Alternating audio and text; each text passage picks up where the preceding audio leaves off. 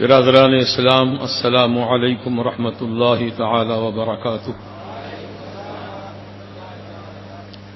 الحمد للہ رب العالمین، والصلاة والسلام على سيد الأنبياء وسيد المرسلين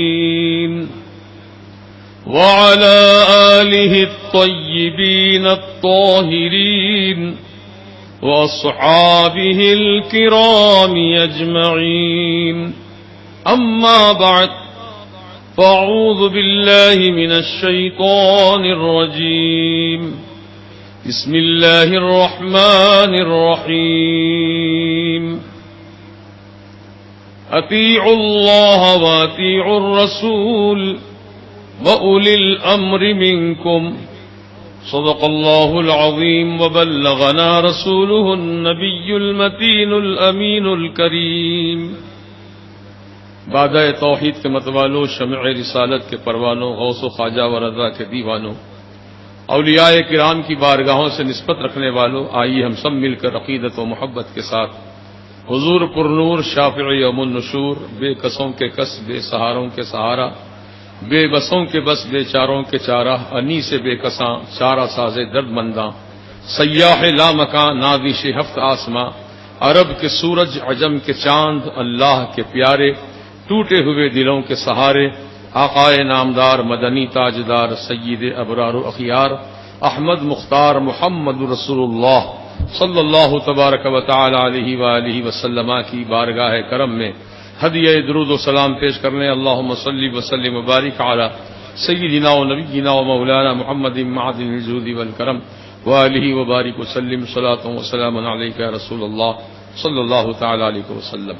الحمدللہ ثم الحمدللہ، بھی آپ مجھ سے قبل عزیزم مولانا قاری عثمان احمد صاحب یزدانی سے مجدد کے متعلق، مجدد کی شان کیا ہوتی ہے، مجدد کا مقام کیا ہوتا ہے، اس عنوان پر تھوڑی سی گفتگو آپ نے سنی، اور میں نے تو ان کو اجازت دی تھی کہ آپ ہی پورا مکمل بیان کر دیں، لیکن انہوں نے مجھ سے پھر کہا کہ تھوڑی دیر آپ بول ہی دیجیے تاکہ لوگ مشتاق ہیں۔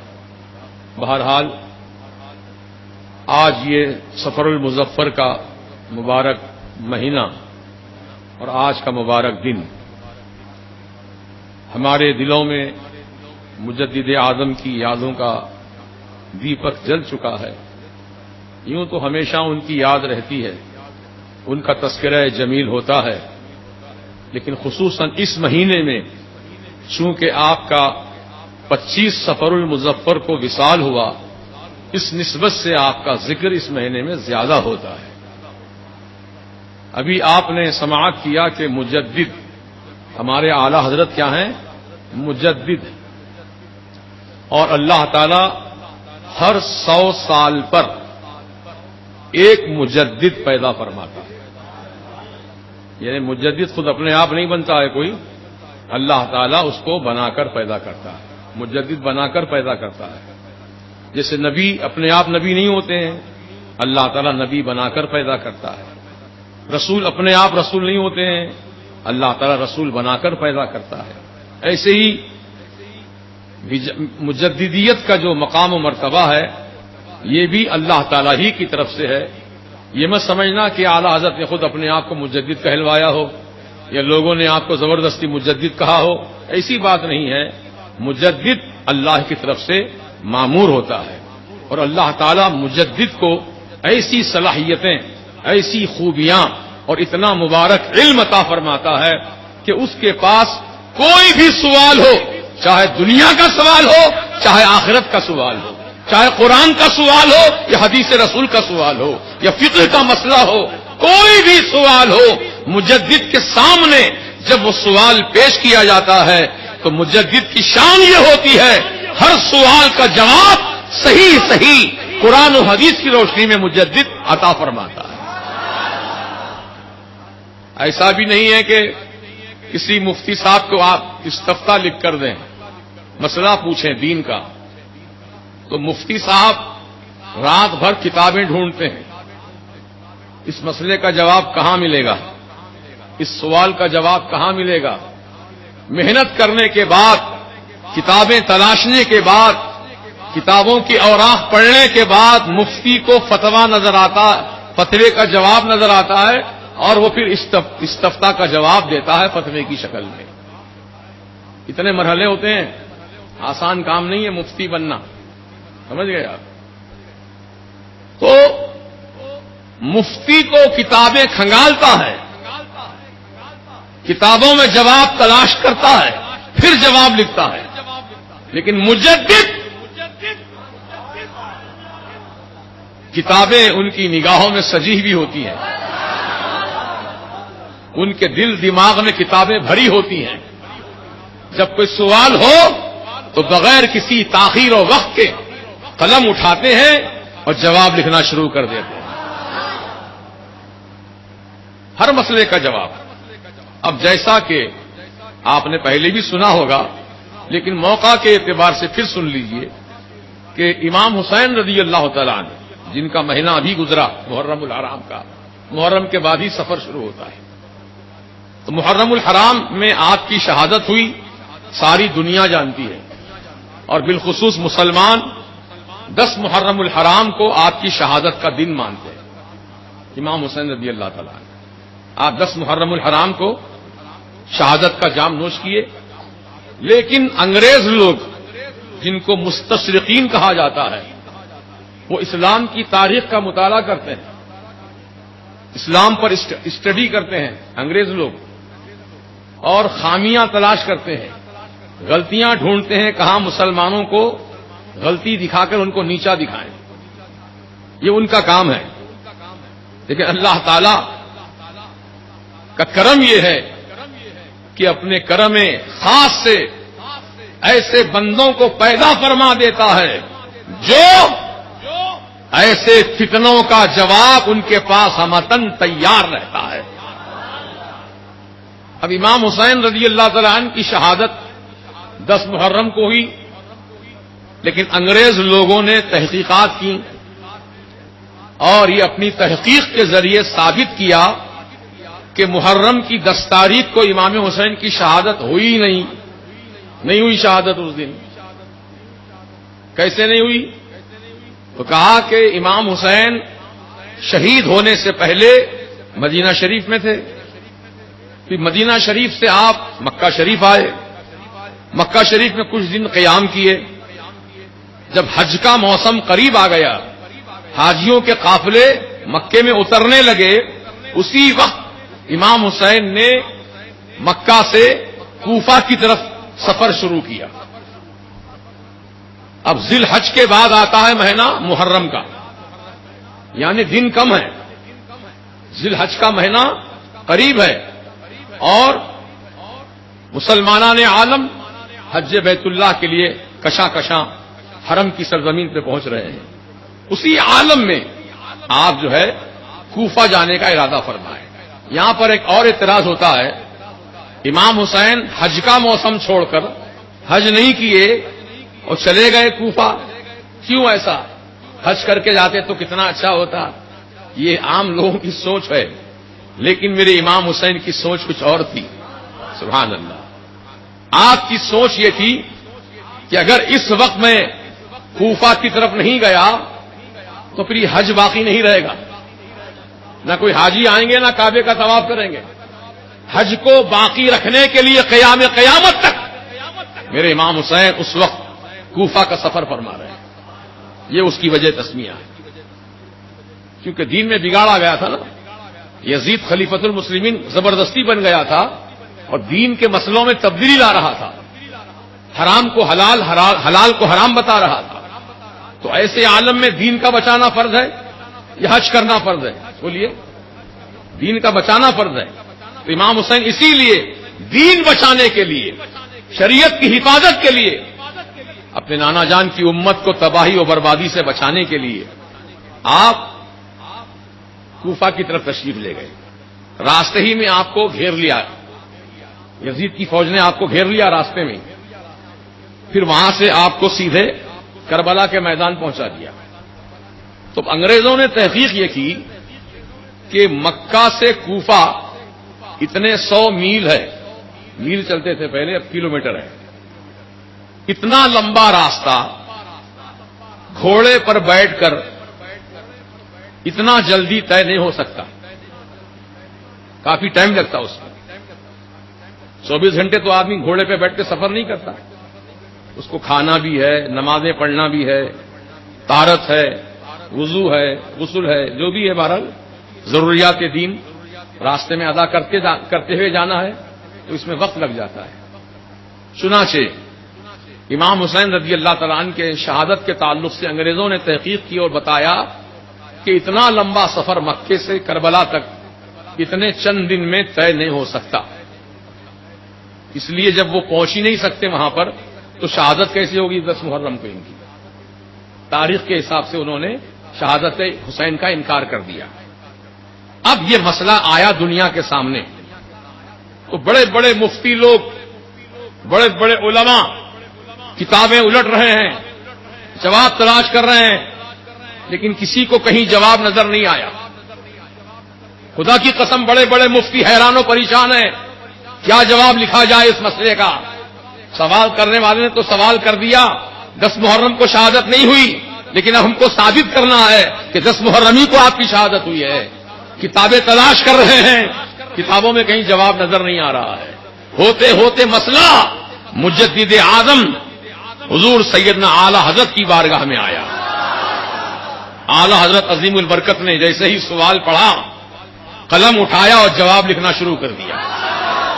نہ کوئی کتاب دیکھی، نہ کوئی کتاب کا مطالعہ کیا، بغیر دیکھے آپ نے جواب لکھنا شروع کر دیا.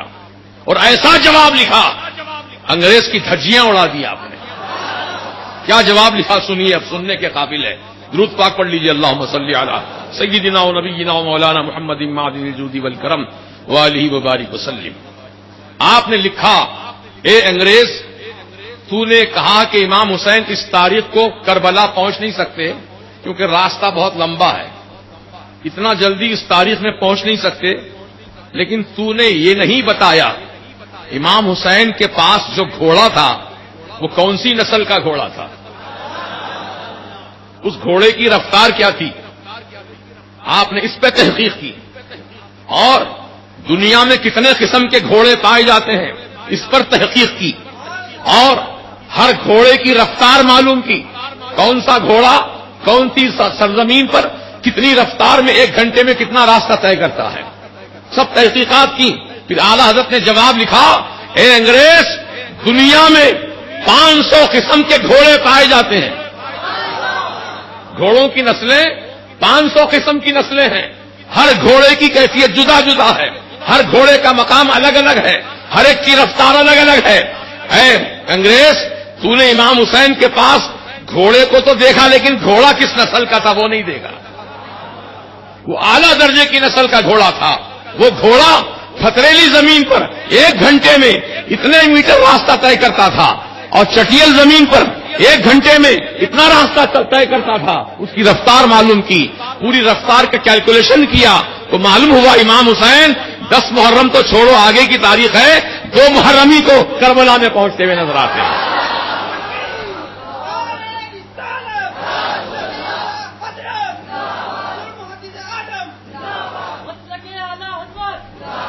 2 محرم کو کربلا میں امام حسین پہنچ چکے تھے. یہ آپ کی تحقیق ہے.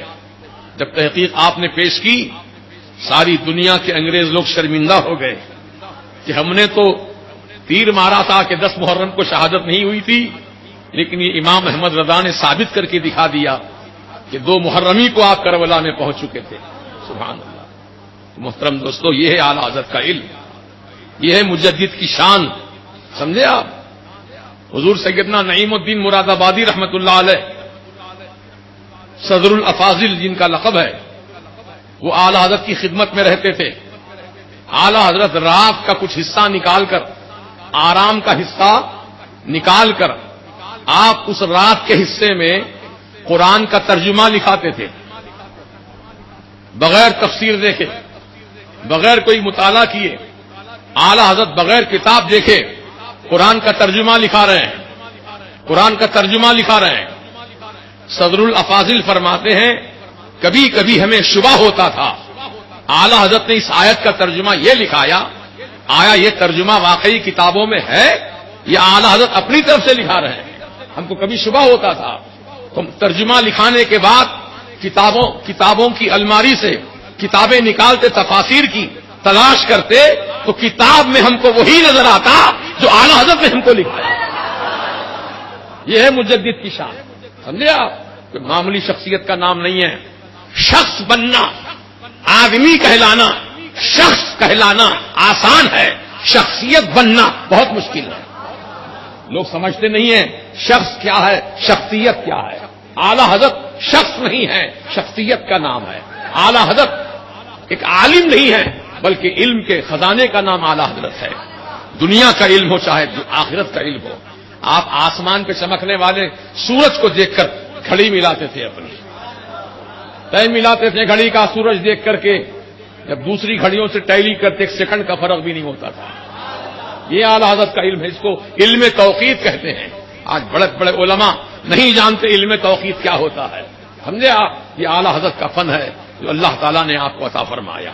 55 علوم و فنون، 55 سبجیکٹ پر، بتاؤ ایک دو نہیں، حدیث، قرآن، تفسیر، فقہ، یہ تو 4 عنوان ہوئے۔ اعلی حضرت نے ایسے 55 عنوانات پر 15,000 کتابیں، 1500 کتابیں آپ نے تحریر فرمائی، 1500 کتابیں، اور ایسی لکھی کتاب، ہر کتاب میں تحقیق کے آپ نے جوہر ایسے پیش کیے کہ پڑھنے والوں کی آنکھیں ٹھنڈی ہو جاتی ہیں۔ جس کے پاس علم کی کمی ہے، علم کا خزانہ بھر جاتا ہے۔ یہی اعلی حضرت کی شان ہے۔ تو بہرحال اب یہ اعلی حضرت کے تعلق سے میں نے مختصراً کچھ باتیں بیان کی ہیں، انشاءاللہ تفصیلی آپ کو معلومات 12 نومبر کو عشاء کی نماز کے فوراً بعد یہاں عظیم الشان جلسہ، اس بروز اتوار 12 نومبر کو عشاء کی نماز 9 بجے ہوگی، اور نماز عشاء کی ادائیگی کے فوراً بعد جلسہ استقبال ماہ میلاد النبی صلی اللہ تعالی علیہ وسلم، وہ عرس اعلی حضرت رضی اللہ تعالی عنہ منایا جائے گا۔ آپ حضرات سے کثیر تعداد میں آنے کی میں گزارش کرتا ہوں، اپیل کرتا ہوں، درخواست کرتا ہوں کہ اعلی حضرت کو پہچانو، حیدرآباد والے بہت کم جانتے ہیں۔ اب پھر بھی الحمدللہ یہاں جو مستقل جمعہ میں آتے ہیں ان کے سامنے وقتاً فوقتاً اعلی حضرت کا کہیں نہ کہیں ذکر ہو جاتا ہے، لیکن تفصیلی خطاب، تفصیلی معلومات آپ کو اعلی حضرت سے متعلق کرنی ہے تو آپ اتوار کے دن عشاء کی نماز یہاں پڑھیے انشاءاللہ۔ 9 بجے نماز ہے، روزانہ 8:30 کو ہوتی ہے، اس دن 9 بجے رکھی گئی ہے، اور نماز عشاء کے فوراً بعد قرأت و نعت ہوگی، پھر بیانات علماء کرام کے شروع ہو جائیں گے۔ تاخیر مت کیجیے، وقت پہ آئیے، زیادہ علم حاصل کیجیے، اپنے معلومات میں اضافہ کیجیے۔ حضرات گرامی، یہ بات میں آپ سے کہہ رہا ہوں کہ مرکز کا جلسہ 12 تاریخ کو ہے، اور بھی جلسے لوگوں نے اس تاریخ میں رکھے ہیں، تو میں یہ چاہتا ہوں کہ آپ کی تشریف آوری اس جلسے میں ہو جہاں پر ایک سادات شہزادے غوث اعظم حضور سیدنا غیاث ملت ترمذی وہ تشریف لا رہے ہیں، تو اس لیے میں چاہتا ہوں کہ اس سید زادے سے آپ زیادہ فیض حاصل کریں۔ اور یہ کون ہے معلوم آپ کو؟ اعلی حضرت مرید ہیں ماہرہ شریف کے پیران طریقت کے، حضور سیدی سرکار آل رسول رضی اللہ عنہ کے مرید ہیں اعلی حضرت، ہے نا؟ اور ماہرہ شریف کے جو پیران کرام ہیں وہ مرید ہیں کالپی شریف سے، یعنی اعلی حضرت کے پیر بھی پیر کے شہزادے آ رہے ہیں، نسبت بڑی مضبوط ہے، اور اعلی حضرت ہی کے سلسلے کے شہزادے وہ تشریف لا رہے ہیں، غیاث ملت ان کا نام ہے۔ اس اعتبار سے اس جلسے کو فضیلت حاصل ہے تو اعلی حضرت کا جلسہ وہ بھی مسلک اعلی حضرت کا جلسہ ہے، اور یہ بھی مسلک اعلی حضرت کا جلسہ ہے۔ یہاں پر ایسی شخصیت جلوہ فرما ہو رہی ہے جو پہلی مرتبہ مرکز سے آ رہے ہیں، حیدرآباد میں تو کئی جگہ آ چکے ہیں، لیکن مرکز اہل سنت پر پہلی بار آپ کی آمد ہے. لہذا آپ حضرت غیاث ملت کو بھی بتا دیجئے کہ ہم بھی رسول کے اور آل رسول کے چاہنے والے ہیں، ہم اعلی حضرت کے مسلک کے چاہنے والے ہیں. تو اس لیے میں چاہتا ہوں کہ آپ بھرپور تعداد میں تشریف لائیں اور اس جلسے کو ہر حیثیت سے کامیاب بنائیں. اخلاص نیت شرط ہوتا ہے.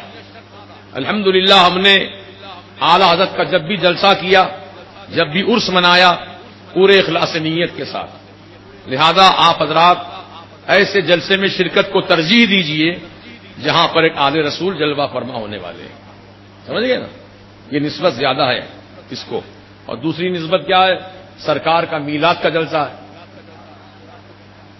میلاد النبی کا مہینہ آنے والا ہے نا، تو اس مہینے کا استقبال کیا جائے گا اس جلسے میں. یہ نسبت اور زیادہ ہے. اور عرس اعلی حضرت، عرس اعلی حضرت تو کئی لوگ منا رہے ہیں، الحمدللہ مناتے رہیں گے، لیکن یہاں کے عرس اعلی حضرت کی نسبت یہ اعلیٰ و عرفہ ہے. اس لیے کہ جو مسجد آپ دیکھ رہے ہیں یہ انہی اعلی حضرت کے نام سے بنی ہے. اس کا نام ہے مسجد رضا، رضا جامع مسجد. رضا سے مراد کون؟ اعلی حضرت کی ذات. مدرسہ بھی انہی کے نام سے ہے، فیض رضا. ہم نے اپنی نسبت ہر طریقے میں بتائی ہے. ہم نے دوسروں کا کوئی نام نہیں رکھا. ہم نے اپنے مقتدر، اپنے مقتدا، اپنے پیشوا، اپنے امام، جس کو ہم نے امام مانا ہے اہل سنت کا، ہر چیز انہی کے نام سے قائم کی گئی ہے. یہ ایک نسبت ہے یہ مرکز اہل سنت کو. اور لوگ اور نام استعمال کرتے ہیں، خیر جس کو جس سے نسبت ہے، جس کو جس سے زیادہ محبت ہے وہ ان بزرگوں کا نام لیتے ہیں، لیجئے. لیکن ہم جو جن سے اپنی نسبت جوڑتے ہیں یہاں ہر چیز سے نسبت اعلی حضرت ظاہر ہوتی ہے. یہ فخر کی بات ہے. الحمدللہ تحدیث نعمت کے طور پہ کہہ رہا ہوں میں. الحمدللہ ثم الحمدللہ. بہرحال اس جلسے کو کئی خصوصیات حاصل ہیں، لہذا آپ لوگ بھرپور تعداد میں آئیں گے انشاءاللہ. کوئی بھی ناغہ نہیں ہوں گے. اور اپنے ساتھ دوستوں کو بھی لیتے آئیے، اپنے بال بچوں کو بھی لیتے آئیے. اگر عورتیں بھی آنا چاہتی ہیں تو عورتوں کے لیے فیض رضا جو مدرسہ ہے سامنے مسجد کے، اس میں عورتوں کے بیٹھنے کا انتظام رہے گا. پردے کا معقول انتظام ہے، عورتیں بھی آ سکتی ہیں انشاءاللہ. اب میں زیادہ وقت نہیں لوں گا. اللہ تعالی ہم سب کو دارین کی برکتیں، رحمتیں، نعمتیں عطا فرمائے اور مسلک اعلی حضرت پر ثابت قدمی عطا فرمائے.